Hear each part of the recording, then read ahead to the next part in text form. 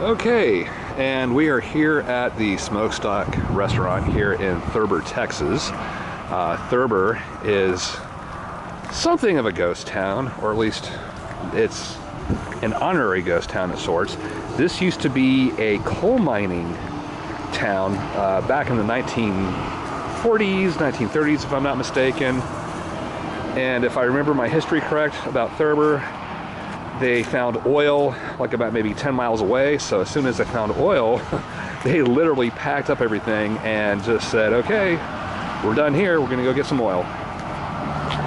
And yeah, the place just kind of disappeared overnight. But here's this antique store. That was here last time we were here. We came here in 2020 in September. This was, all new. This idea was new to us. If you look over here, there's more area. It looks like it just rained last night or maybe a day ago. I know that where we were at in Fort Worth, we had thunderstorm, but only a little bit of rain, not too much. Somebody lost control of their truck, crashed over here. This is unfortunate. I really don't like it when these things happen, but unfortunately they do happen. I don't believe anybody was injured, so at least that's the good news. But yeah, there's a lot of structural damage there, and that'll have to be repaired. Hopefully they don't just let it go. But last time we were here at Thurber, Texas, we ate here, and the food is just amazing. It is just so wonderful. I had chicken fried steak, which I usually don't eat.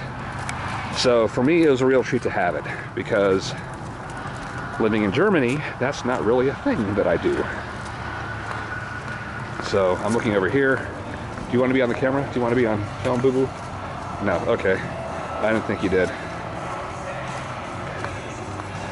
But you can look over here in the distance, and the only thing you see remaining is the fire station and the chimney from where the town, this mining town used to stand. So we'll walk over that way, take a look. Over there is a Thurber museum, and I went in there last time. It was really nice. I mean, they do a really good job of presenting the historical aspect from the time period when it was here.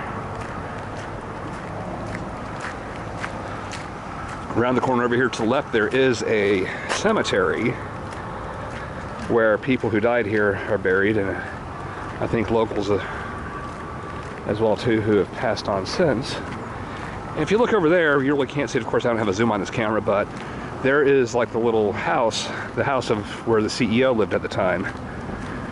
And now it's being lived in by a private resident. So this is what's left of the fire station. And I believe there was another building here originally, but I don't see it now. If I remember correctly, there was like another building back in 2020, but obviously 2 years passed and things happen, things change, and that's to be expected. We'll go over here, take a look at the smokestack, where it gets its name. We'll watch out for the water puddle over here. Now over there in the distance, there is New York Hill.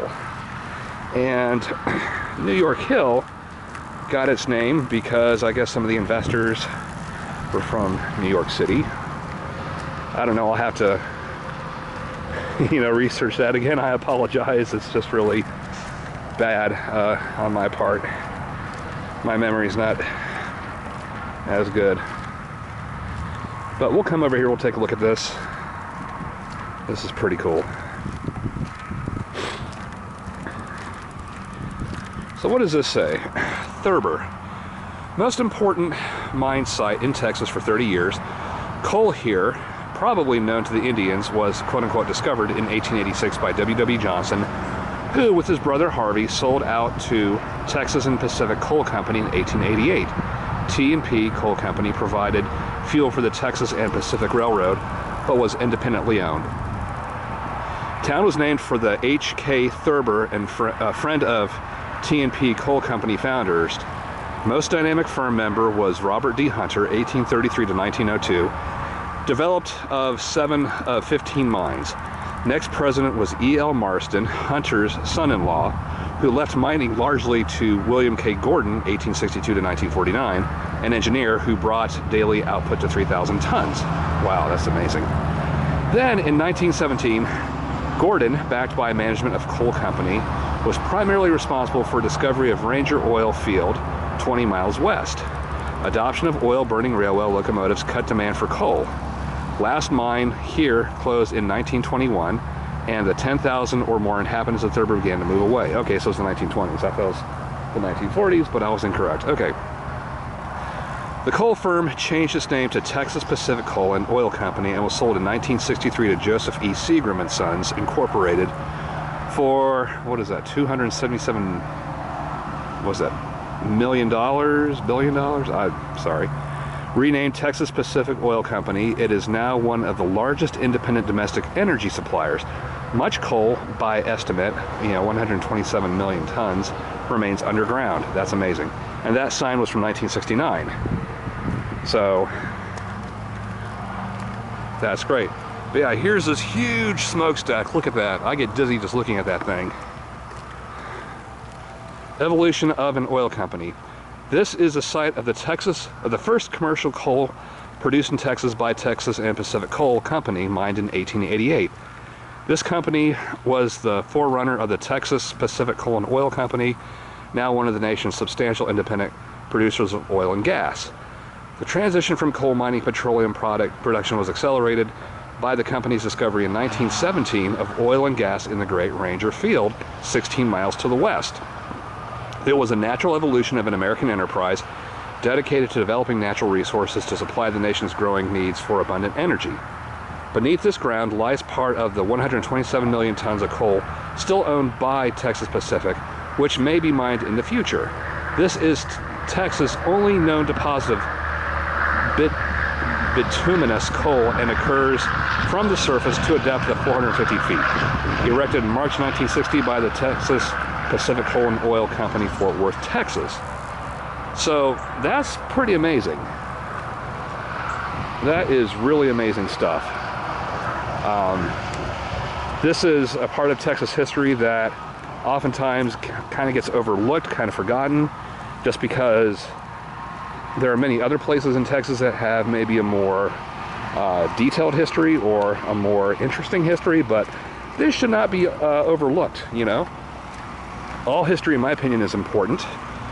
It's really important to acknowledge, the events and things that happen, both good and bad. And, most importantly, it's the lives of people that were here. Ultimately, all things are lost to time. Ultimately, all things are forgotten. And it's really a shame.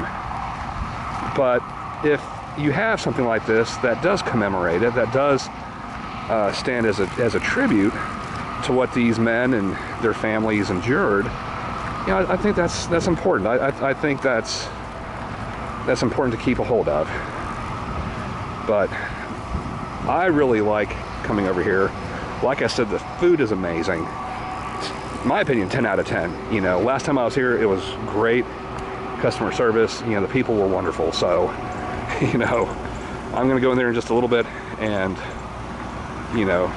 have something to eat. All right. Thanks for watching.